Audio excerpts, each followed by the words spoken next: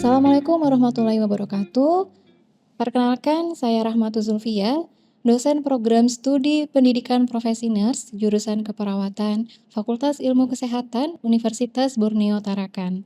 Pada kesempatan kali ini, saya akan menampilkan salah satu pembelajaran pada mata kuliah yang saya ampu, yaitu mata kuliah keperawatan anak 1. Mata kuliah ini berjalan di semester 4 untuk program studi S1 keperawatan, dengan bobot 4 SKS yang terdiri dari 2 SKS teori, 1 SKS praktikum, dan 1 SKS praktik lapangan. Mata kuliah ini merupakan mata kuliah A keperawatan yang berfokus kepada respon anak dan keluarganya pada setiap tahap perkembangan, mulai lahir sampai akhir masa remaja, baik dalam keadaan sehat maupun sakit akut, baik di masyarakat ataupun dirawat di rumah sakit, serta intervensi keperawatannya, baik yang bersifat mandiri maupun kolaboratif. Mata kuliah ini dirancang untuk membekali mahasiswa dalam memberikan asuhan keperawatan profesional kepada anak dan keluarga pada setiap tahap perkembangannya dengan memperhatikan aspek bio, psiko, sosial, kultural, dan spiritual. Capaian pembelajaran pada mata kuliah ini mencakup kemampuan mahasiswa dalam melakukan simulasi asuhan keperawatan kepada anak sehat atau keluarganya, melakukan simulasi asuhan keperawatan kepada anak sakit akut, mampu mendemonstrasikan intervensi keperawatan baik mandiri maupun kolaborasi pada sehat atau sakit akut, mampu memberikan simulasi pendidikan kesehatan kepada anak atau keluarga, dan mampu menjalankan fungsi advokasi bagi anak atau keluarga, serta menerapkan prinsip atraumatic care sesuai standar operasional prosedur. Dalam proses pembelajaran, saya menggunakan pendekatan delivery, interaction, assessment. Untuk delivery, saya menyampaikan materi melalui kuliah interaktif, didukung dengan media visual, studi kasus, dan juga penekanan pada keterkaitan konsep dan praktik klinis. Untuk interaksi, saya mendorong mahasiswa untuk aktif berdiskusi, mengajukan pertanyaan, dan menyampaikan pengalaman atau pengetahuan yang relevan. Interaksi dilakukan melalui diskusi kelompok kecil, simulasi atau role play, maupun sesi tanya-jawab. Saya juga menggunakan kasus berbasis problem-based learning untuk melatih mahasiswa dalam menganalisis situasi dan menentukan tindakan keperawatan yang tepat. Untuk assessment, penilaian dilakukan secara berkelanjutan, mencakup tugas individu dan kelompok, performa selama praktikum, penilaian tengah semester, dan penilaian akhir semester. Untuk tugas, mencakup pembuatan web of causation, simulasi tindakan keperawatan, dan presentasi kasus yang relevan dengan kondisi anak sehat maupun sakit akut. Selain itu, refleksi pembelajaran juga digunakan untuk menilai pemahaman dan sikap profesional mahasiswa. Dengan pendekatan delivery, interaction, assessment, saya berharap mahasiswa tidak hanya memahami teori, tetapi juga memiliki keterampilan aplikatif dan sikap profesional dalam praktik keperawatan anak. Dalam video ini akan saya sampaikan salah satu materi pembelajaran untuk capaian pembelajaran mata kuliah yang pertama dengan bentuk pembelajaran praktikum atau simulasi. Bahan kajian dalam perkuliahan ini salah satunya adalah modul praktikum yang akan menjadi acuan dalam proses pembelajaran. Untuk mengetahui bagaimana proses pembelajaran yang telah saya lakukan, marilah kita simak video pembelajaran praktikum yang telah saya laksanakan. Assalamualaikum warahmatullahi wabarakatuh. Waalaikumsalam warahmatullahi wabarakatuh. Selamat siang. Siang, Ibu. Oke, hari ini kita akan melanjutkan mata kuliah keperawatan anak dengan praktikum untuk pemeriksaan fisik pada bayi. Di pertemuan sebelumnya kita sudah belajar tentang konsep pertumbuhan dan perkembangan pada anak ya. Oke, hari ini kita akan belajar tentang salah satunya yaitu tentang pemeriksaan fisiknya, khususnya untuk pertumbuhan. Masih ingat kemarin apa bedanya pertumbuhan dan perkembangan? Sebelumnya kita sudah bahas ya di perkuliahan ya. Silakan ada yang mau menyebutkan apa perbedaan dari pertumbuhan dan perkembangan? Oke, silakan nanti. Pertumbuhan itu seperti pertumbuhan jumlah ukuran atau sebetulnya contoh seperti berat badan, sedangkan kalau perkembangan itu seperti perkembangan fungsional yang contoh seperti pembicaranya, kondisi emosi badannya. Oke, betul ya? Ada lagi yang mau menambahkan yang lainnya yang belum disampaikan oleh Susanti? Kalau pertumbuhan, mungkin cara pengukurannya. Pertumbuhan ya dapat diukur dengan alat namun kalau perkembangan itu tidak dapat diukur dengan alat, tapi bisa dilihat satunya secara langsung. Oke. Itu ya bedanya ya pertumbuhan dan perkembangan. Nah, hari ini kita akan belajar salah satu pengukuran untuk aspek pertumbuhan pada bayi ya. Untuk alat-alatnya silakan kita buka panduannya, buku pedomannya, buku modul praktikumnya ya. Oke, silakan di situ sudah dibaca ya. Harapannya sudah dibaca sebelumnya. Untuk pemeriksaan fisik ya. Pertama kita akan belajar tentang pemeriksaan fisik. Jadi sebenarnya konsep untuk melakukan pemeriksaan fisik pada bayi, anak dan dewasa konsepnya sama ya. Kita melakukan secara sistematis. Sistematisnya dari head to toe ya, dari atas sampai bawah, dari kepala sampai ujung kaki. Ya, itu konsepnya. Jadi kita mungkin pendekatannya di sini yang berbeda ya. Pendekatan cara kita melakukan pemeriksaan pada dewasa dan bayi. Oke, di usia anak kita tahu bahwa rentang usia anak itu sangat panjang ya. Mulai dari neonatus, bayi baru lahir ya, kemudian ada bayi, kemudian ada toddler ya, preschool ya, kemudian usia anak sekolah dan remaja. Ya, nanti remaja akhir untuk mendekati usia dewasa gitu ya. Di rentang usia itu tentu anak mengalami banyak sekali tahapan perkembangan ya. Nah, di tahapan perkembangan itu namanya perkembangan ya, banyak hal yang tidak bisa kita tangkap secara langsung gitu ya. Kita perlu melakukan penyesuaian. Jadi makanya kenapa kita perlu mengetahui bagaimana sih tahapan perkembangan anak, karena nantinya pada saat kita melakukan pemeriksaan fisik, hal tersebut akan berpengaruh terhadap bagaimana cara pendekatan kita dalam melakukan pemeriksaan fisik. Ya, contohnya misalkan untuk usia bayi. Untuk usia bayi, untuk kita mau melakukan pemeriksaan fisik mungkin cenderung lebih mudah ya, karena mungkin masih belum terlalu aware dengan orang sekitarnya. Tapi pun kalau kita mau melakukan pemeriksaan fisik, sebaiknya kita hadirkan juga orang tuanya, terutama ibunya, karena di usia bayi anak lebih aman ya, lebih merasa aman, nyaman ketika ada dekat dengan ibunya gitu ya. Kemudian nanti untuk anak usia bayi yang usianya agak besar gitu ya, sudah anak bayi yang sudah bukan neonatus lagi, mungkin pendekatannya juga akan berbeda, akan lebih sulit karena sudah mulai mengenal ibunya, sudah mulai mengenal orang asing gitu ya. Nah, itu nanti kita juga perlu pendekatan yang berbeda. Naik lagi di tingkatan usia selanjutnya, usia toddler. Nah, itu ya, anak sudah mulai besar rasanya taunya, sudah mulai banyak penasaran, itu juga menjadi tantangan tersendiri. Ada pendekatan lain yang perlu kita lakukan, gitu ya. Jadi kita yang pertama perlu mengetahui dulu di tahapan apa perkembangan anak itu, gitu ya. Nah, kemudian selanjutnya adalah sebelum kita melakukan pemeriksaan fisik, kita pastikan juga kondisi anaknya, lingkungan sekitarnya aman ya, nyaman gitu ya. Karena tentunya kita melakukan pemeriksaan fisik yang kita harapkan adalah data yang akurat. Data yang akurat bisa kita capai apabila ya kita dalam keadaan anaknya nyaman gitu ya. Kita juga siap, alat dan bahannya juga sudah tersedia gitu ya. Oke, untuk alat dan bahannya, alat yang digunakan untuk pemeriksaan fisik pada bayi ada stetoskop, kemudian ada meteran, kemudian reflex hammer, dan termometer, pen light, tangan spatel, dan nasal speculum. Selanjutnya yang penting ya, ini di sini ada timbangan bayi. Ini namanya ya, timbangan bayi ya. Ini kita gunakan untuk melakukan pengukuran berat badan. Nah, untuk alat ini sekaligus ini bisa kita gunakan untuk mengukur panjang bayi. Ya, panjang badan bayi ya. Jadi yang pertama kita perlu perhatikan adalah kita meminimalkan stres ya pada saat melakukan pemeriksaan. Stresnya bukan hanya dari lingkungan saja atau dari kita sebagai pemeriksanya ya, tapi stres juga bisa disebabkan dari contohnya alat yang kita gunakan ya.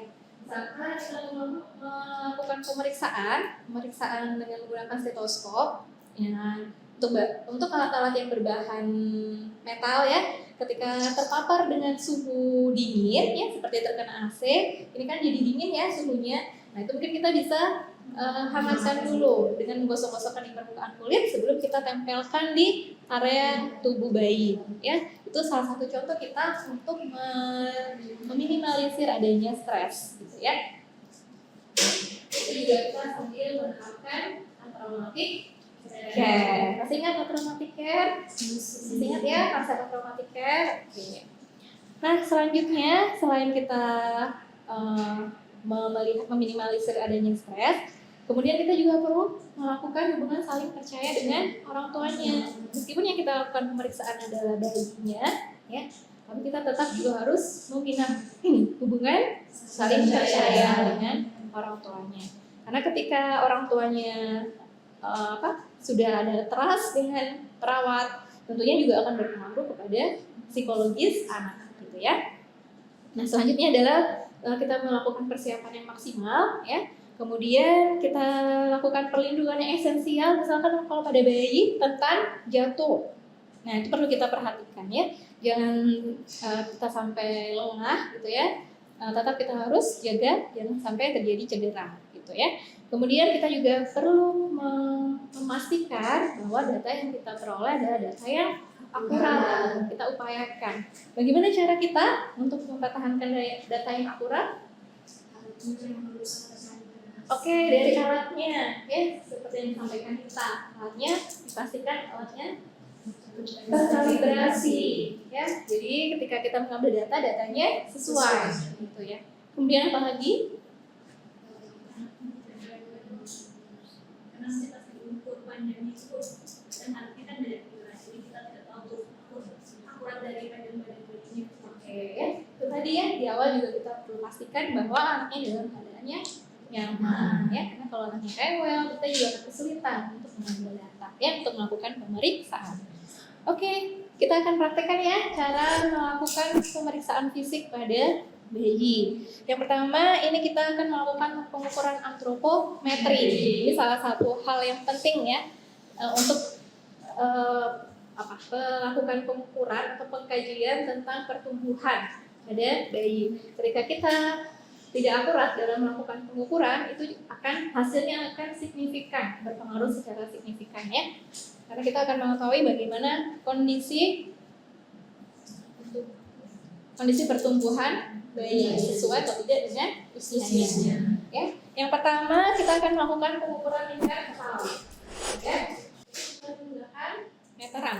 Nah, meteran ini kita lakukan pengukurannya di kepala bayi.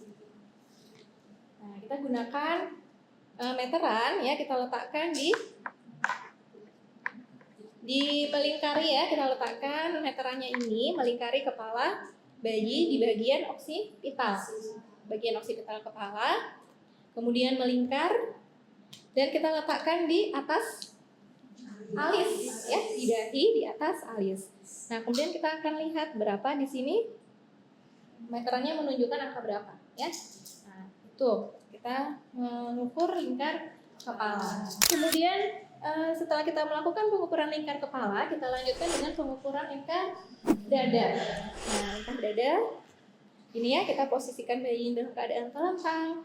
Kemudian kalau kita mau ini data yang akurat ya, sebaiknya kita lepaskan pakaiannya supaya kita bisa terpapar langsung dengan area dada gitu ya. Kita akan lakukan pengukuran sama ya, caranya kita akan melingkarkan meteran melingkari dada gitu ya, melingkari dada bayi. Nah, ini kita letakkan meterannya di atas puting susu ya. Kemudian kita akan catat berapa lingkar dada bayi. Oke ya. Nah, selanjutnya setelah lingkar dada bayi, kemudian pengukurannya dilanjutkan dengan pengukuran berat badan dan panjang badan. Nah, hal ini kita bisa lakukan bersamaan karena kebetulan alat yang ada di sini alat yang bisa digunakan langsung ya untuk mengetahui berat badan dan panjang badannya. Oke, Beberapa hal yang perlu diperhatikan ketika kita melakukan pemeriksaan berat badan dan panjang badan. Kita kalau mau melakukan pengukuran pada neonatus, kita harus ingat ya bahwa karakteristik kulit pada neonatus atau bayi baru lahir itu cenderung kulit yang tipis, ya, tipis, jaringan lemaknya juga masih belum terbentuk sempurna, ya. Jadi kita perlu menjaga dari kemungkinan atau resiko hipotermi, ya. Nah, jadinya ketika kita mau melakukan pemeriksaan pengukuran berat badan, pastikan bahwa permukaannya ini tidak terlalu dingin, ya. Kalau kita mau, misalkan alatnya bukan ini kan, kalau ini alatnya dari plastik. Kalau misalkan ada alat yang mungkin dari metal gitu ya, jangan lupa berikan alas dulu. Alas. Nah, alasnya ini pastinya nanti akan mempengaruhi nih ke skalanya, ke hasil pengukurannya. Nah, pastikan dia juga dimulai dari angka 0 gitu ya. Kita silakan lakukan di setting dulu ya sampai 0. Nah, kemudian kita akan praktekkan ya. Kita lakukan.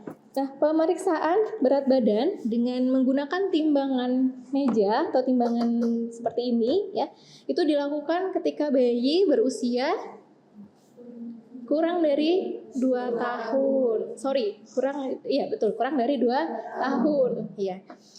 Karena ketika bayinya sudah bisa berdiri, yang kita gunakan adalah timbangan berdiri ya, timbangan yang biasa kita gunakan. Nah, begitupun untuk pengukuran panjang badan. Untuk panjang badan yang kita gunakan alat seperti ini ya, untuk panjang badan itu juga batas usianya sampai usia 2 tahun. Ketika sudah 2 tahun atau bayi sudah bisa berdiri sendiri, berdiri tegak ya, kita akan menggunakan pengukurannya dengan menggunakan stadiometer ya, yang ditempelkan di dinding. Oke. Nah, untuk alat ini kita sudah posisikan bayinya ya, posisikan bayi terlentang, kemudian kita ukur berat badannya ya. Nah, di sini setelah alatnya menunjukkan angkanya, kita lakukan pencatatan pendokumentasiannya kita lakukan pencatatan. Kemudian panjang badannya kita juga lakukan pengukuran, gitu ya. Kita lakukan pengukuran panjang badan. Nah, silakan disesuaikan nanti ya, pastikan posisinya ujung kepala menyentuh batas atas ini ya, batas timbangannya. Kemudian kaki nih, badan dan seluruh kaki kita luruskan. Kemudian pastikan telapak kakinya menempel di ujung dari timbangan ini ya, sampai kita dapatkan data panjang badannya, gitu ya. Oke, kemudian di pemeriksaan fisik di awal biasanya kita lakukan dengan pemeriksaan tanda-tanda vital atau TTV. Untuk pemeriksaan tanda-tanda vital, ya, yang pertama kita lakukan pengecekan suhu tubuh. Kita gunakan termometer, ya. Nah, yang biasanya dilakukan kita melakukan pemeriksaannya di aksila atau di ketiak ya. Ya, biasanya kita lakukan pastikan kering area ketiaknya, kemudian alat yang kita gunakan. Kalau ini memang sudah pernah dipakai sebelumnya, dibersihkan dulu dengan kapas alkohol ya. Kemudian kita lakukan pemeriksaan. Nah, kita tunggu sampai alatnya berbunyi. Nah, sambil kita melakukan pemeriksaan suhu, bisa kita juga sambil melakukan pemeriksaan nadi dan nafas ya. Oke, untuk pemeriksaan nadi pada bayi dilakukan di nadi mana? Di nadi? Kalau orang dewasa di mana? Iya. Nadi apa ini? Nadi alis. Kalau pada bayi akan lebih efektif ketika kita melakukan pengecekan nadinya di area nadi brachialis, di ikatan siku ya. Nah, kita lakukan pemeriksaan di situ, kita hitung selama 1 menit ya, kita hitung selama 1 menit.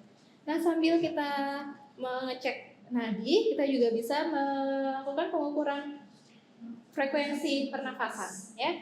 Kalau untuk bayi cenderung masih menggunakan pernafasan abdomen. Jadi kita melakukan observasinya, pengecekannya dengan melihat ke arah abdomen, ya. Kita lihat pergerakannya sambil kita hitung berapa frekuensi pernafasannya selama 1 menit. Oke. Ya, itu untuk pemeriksaan tanda-tanda vital. Nah, itu tadi adalah apa yang kita lakukan, prosedur yang kita lakukan ketika kita melakukan pemeriksaan fisik pada bayi. Nah, sekarang silakan ada yang mau mencoba?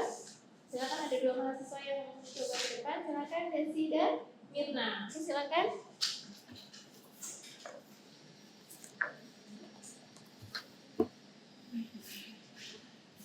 Silakan melakukan pemeriksaan pengukuran antropometri dan tanda-tanda vital. Oke, baik. Yang pertama diukur itu tingkat kepala untuk melihat apakah ukuran kepalanya itu sesuai, lalu apakah ada kelainan di bagian kepalanya. Ini menggunakan meteran atau metlit.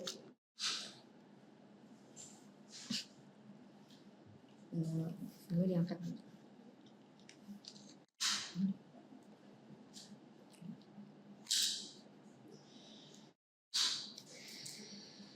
Di area ini meterannya kebalik, skalanya biar bisa terlihat.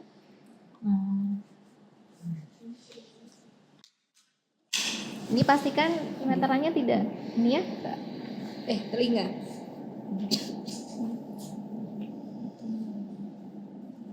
untuk lingkar kepalanya 4,5 cm. Oke. Lalu mengukur lingkar dadanya. Sebelumnya mungkin untuk bajunya dilepas terlebih dahulu.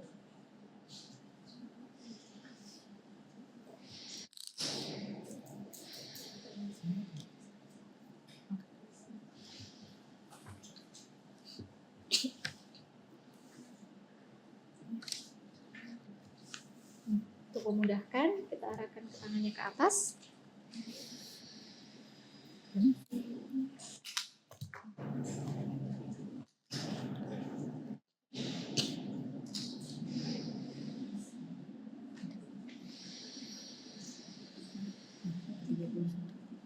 Untuk lingkar dadanya 31,5. Oke. Lalu selanjutnya kita mengukur panjang badan dan berat badan. Oke, silakan lakukan Kita akan menggunakan alat yang untuk timbangannya di meja. Kalau di atas umur 2 tahun menggunakan yang kalau untuk berat badan itu menggunakan yang bisa ditinjak itu. Belum bisa berdiri secara sempurna. Kita menggunakan ini di bawah umur 2 tahun. Sebelumnya kita memastikan alatnya terkalibrasi dulu. Dan dimulai dari 0.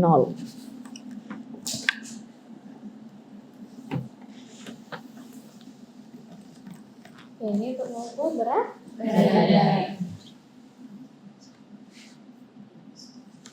Ya. Lanjutkan pengukuran badan. Pastikan kepalanya menyentuh Kepalanya ya, pastikan menyentuh, tegak lurus. Dan telapak kakinya juga lurus menyentuh. Badan, kaki lurus ya.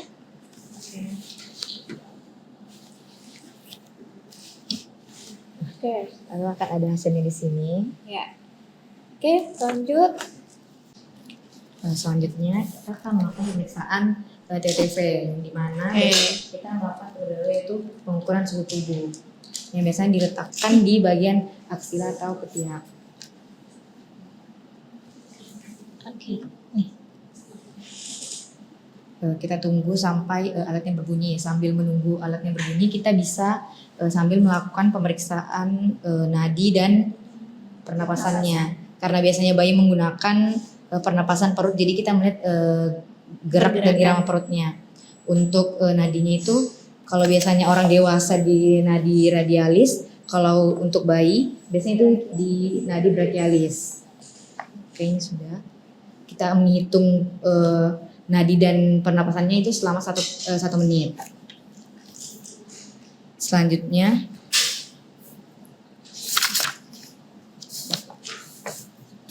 kita Udah banyak. Udah, angkat aja ya. Oke, baik, itu tadi pemeriksaan fisik pada bayi. Baik, terima kasih. Silakan kembali. Jadi itu tadi ya cara melakukan pemeriksaan fisik pada bayi, dan yang penting juga jangan lupa untuk melakukan pendokumentasian dari hasil pengkajian yang sudah kita lakukan ya. Catat di situ kapan kita melakukannya ya. Kemudian beri keterangan siapa yang melakukannya ya, beri nama terang dan paraf kita di dokumentasi keperawatan ya. Oke, dari sini ada yang mau ditanyakan? Oke, Hilma silakan. Jadi Bu, biasanya kan kalau kita mengukur bila pada orang dewasa itu kita tanyakan dulu di tangan dominannya seperti apa. Jadi kita mengukurnya di tangan tidak dominan. Sedangkan pada bayi atau anak nih, apakah perlu kita tanyakan orang tuanya ini seringnya pakai tangan di tangan? Karena kan belum tahu nih, belum banyak juga pada bayi. Apakah itu tidak mempengaruhi hasilnya itu? Oke, makasih Vilma pertanyaannya. Kalau untuk bayi ya, tadi kita memang tidak tahu ya bagaimana kondisinya dan kesulitan apa yang kita hadapi, gitu ya. Syukur-syukur kita bisa melakukan pemeriksaan dengan baik. Jadi kita lakukan pengukuran di tempat yang memudahkan kita, gitu ya. Misalkan yang direwel digendong ibunya, yang terjangkau oleh kita kanan-kanannya, ya sudah kita lakukan di situ, gitu ya. Nah, jadi tidak ada iya, hal yang ini ya, kalau kita melakukan menanyakan mana yang dominan seperti kalau kita melakukan pengukuran pada orang dewasa, gitu ya. Ya, ada lagi yang mau ditanyakan? Kaitan dengan alat yang tidak. Pertanyaan Ibu kan untuk pemeriksaan bagian abdomen itu kan dilakukan dalam pemeriksaan fisik kan pada anak. Nah, bagaimana cara kita sebagai perawat tuh misalnya anaknya lagi rewel, terus kita mau melakukan pemeriksaan pada abdomennya, apakah itu pemeriksaannya dilanjutkan atau kita tunggu anaknya berhenti nangis atau bagaimana? Oke. Ya, kalau untuk melakukan pemeriksaan abdomen, kita perhatikan hal-hal krusial yang mau kita lakukan pengukuran ya. Nah, kita mau melihat apanya nih? Ada memang misalnya memang ada keluhan ya, memang ada keluhan atau arah yang data-data dari keluhan dari laporan hasil wawancara ibunya menunjukkan memang ada permasalahan di area abdomen, tentu kita perlu lakukan pengukuran yang concern ke arah abdomen, gitu ya. Nah, kalaupun ternyata kita harus melakukan pemeriksaan di area abdomen, ternyata ya tadi misalkan anaknya lagi rewel, gitu ya. Nah, kita upayakan bagaimana kita menciptakan suasana yang nyaman itu ya. Ketika anaknya sedang rewel dan sangat tidak memungkinkan untuk dilakukan, karena kalau posisi anak digendong mungkin ini akan ganggu ya pengukurannya ya. Nah, mungkin dari posisi pangku ditidurkan, posisi dirinya ditidurkan di atas pangkuan ibunya ya. Mungkin ketika sudah nyaman kita lakukan pemeriksaan gitu ya. Kalaupun memang sangat tidak mudah ya mungkin kita tunda dulu ya, kita tunggu ketika bayinya sudah dalam keadaan nyaman, ketika sudah dia tenang, baru kita lanjutkan pemeriksaan untuk memastikan data-data yang perlu kita kaji di area abdomen. Gitu ya. Ya itu nggak hanya abdomen sih, anggota tubuh yang lainnya pun seperti itu gitu. Jadi kita juga perlu menyesuaikan kondisi bayi ya, gitu untuk menjamin data-data pengkajian kita akurat, gitu ya. Ada lagi yang mau bertanya? Oke, udah ya, closing ya. Oke, baik. Tadi ya untuk pelajaran kita hari ini, untuk praktikum kita hari ini. Nah, selanjutnya silakan kalian melakukan praktikum secara mandiri ya, dan nantinya minggu depan di jadwal selanjutnya kita akan mengadakan ujian praktek. Nah, itu silakan dipelajari ya. Baik, terima kasih atas partisipasinya hari ini. Semoga apa yang kita pelajari hari ini bermanfaat. Ya. Saya akhiri. Wassalamualaikum warahmatullahi wabarakatuh.